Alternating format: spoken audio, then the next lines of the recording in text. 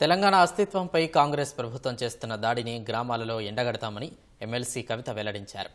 CM Revanth Reddy సచివాలయంలో ఏర్పాటు చేసిన తెలంగాణ తల్లి విగ్రహంపై విమర్శలు గుప్పించారు. కాంగ్రెస్ సర్కార్ పెట్టిన విగ్రహం కాకుండా ఉద్యమ కాలంలో ఏర్పాటైన తెలంగాణ తల్లినే పూజించుకుంటామని కవిత తెలిపారు. జగిత్యాల జిల్లాలో పర్యటించిన ఎమ్మెల్సీ కవిత ధరూర్ వద్ద తెలంగాణ తల్లి విగ్రహ ఏర్పాటు కోసం ప్రభుత్వ జీవోకు వ్యతిరేకంగా భూమి పూజ చేశారు. అంతకుముందు అంబేద్కర్ విగ్రహానికి పూలమాల వేసిన ఆమె మహిళలతో కలిసి బతుకమ్మ ఆడారు. మీరు గెజెట్ ఇచ్చినా ఇచ్చినా భయపడేది లేదు. ఖచ్చితంగా తెలంగాణ ఉద్యమ కాలంలో మా అందరికి ధైర్యాన్ని నింపి మా అందరికి స్ఫూర్తినిచ్చినటువంటి ఆ తెలంగాణ తల్లినే ఉద్యమ తల్లినే నిలుపుకుంటాం.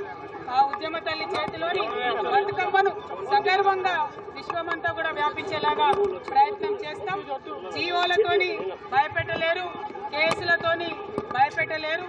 తెలంగాణ అస్తిత్వం మీద మీరు చేస్తున్నటువంటి దాడిని గ్రామాన ఎండగడతాం.